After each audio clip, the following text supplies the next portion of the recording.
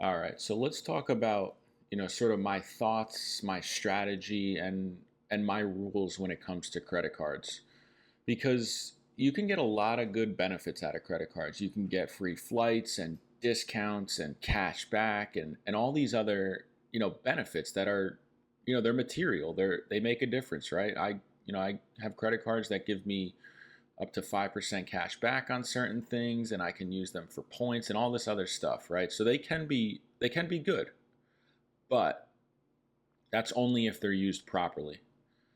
If they're not used properly, credit cards can be absolutely diabolical to your personal finances. Like, I'm talking credit cards could single-handedly ruin you, financially speaking.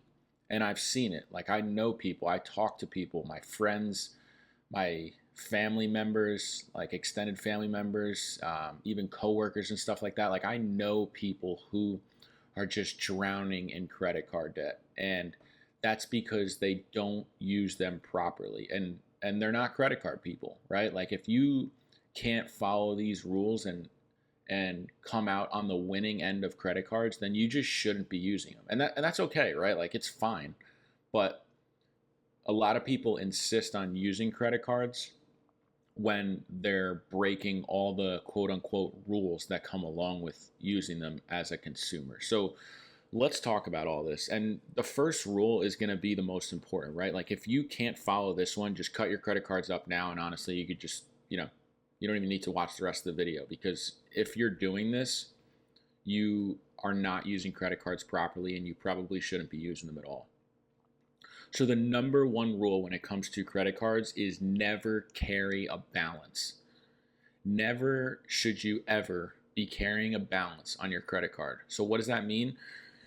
You use your credit card all month, and then your statement posts, right? So let's say you spent $1,000 on your credit card, and then your statement posts and it says you only have to pay $100. That's your minimum monthly payment.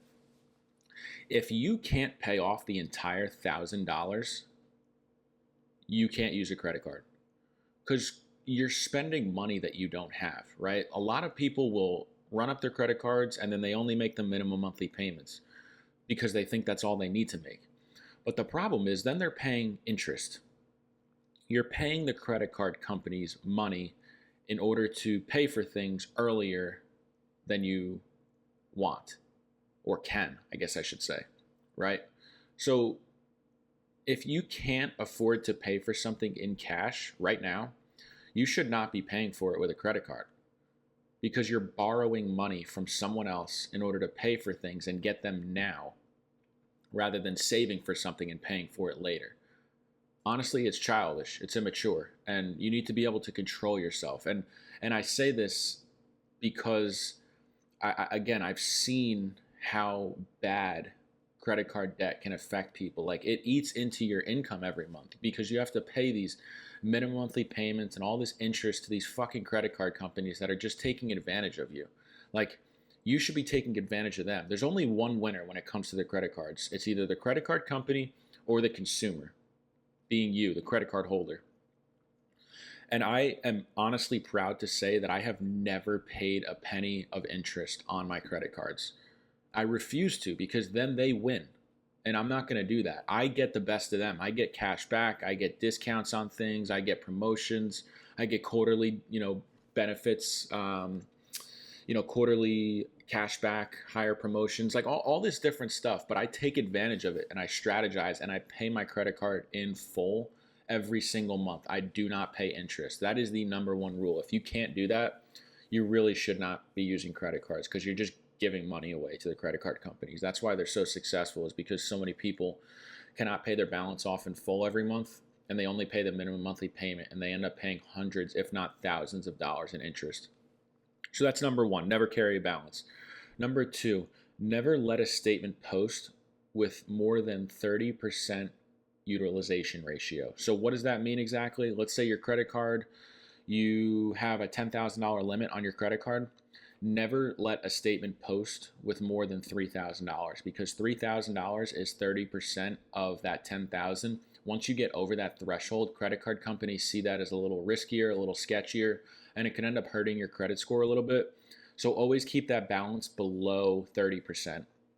And even if you end up running your balance up higher than that, you can always pay off your credit card before the statement posts, right? So if I go and buy, I don't know, a new iPhone, a new computer, all this other stuff, and I end up spending like 5 grand on a credit card that has a $10,000 limit, instead of waiting for the statement to post with the 5,000, I could just go ahead and make a payment on the credit card right after I use it to pay for the phone and the computer, whatever I bought.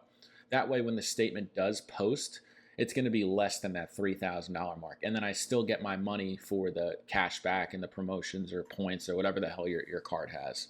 Um, so that's important too. Never let a statement post with more than a 30% utilization ratio. And again, I want to just kind of reiterate the fact that, I often personally will pay off my credit card or a significant amount of it before the statement even posts. Like, let's say, I don't know, over the course of a month, I'll spend like $1,000. This is just an example, but I don't like when my statement posts with like $1,000, $2,000. Like, that's a lot to me. I don't like the idea of that. So what I'll do is throughout the month, as I'm using the credit card and getting my points, I'll make payments on it as well. That way, when my credit card posts, when my statement posts, it's only like a couple $100s, if that. It just makes me feel better. I feel more comfortable knowing that, because having a large balance and then having to pay that off in a month and then running up another large balance, I just feel like I'm getting caught behind. So if I can stay in front of that and my balance only posts with a couple $100s every month, I just feel better. It makes me feel better. That's all. So that's just some food for thought. It helps me, so it may be something you want to consider as well. Another thing, I don't really save my points for more than 2 to 3 months, mainly with my cash back sort of features, if you will, on my cards. If you have points that go towards like miles for flights and stuff like that, then it's probably worth it. But I mainly use my cash or my points and stuff like that, my rewards, for cash back. So I really don't save that stuff too long, maybe a month or two, and then I just use it towards a credit card, statement credit, towards my balance to help pay it off. I just don't see the point in saving it, letting it stack up. I just use it to pay off my card, or to help pay off my card, I guess I should say. I don't know. I don't really see the point in saving. Maybe it's just my cards that don't really have like long-term benefits of saving up your points. So I just end up using it every month or two to help pay off my card.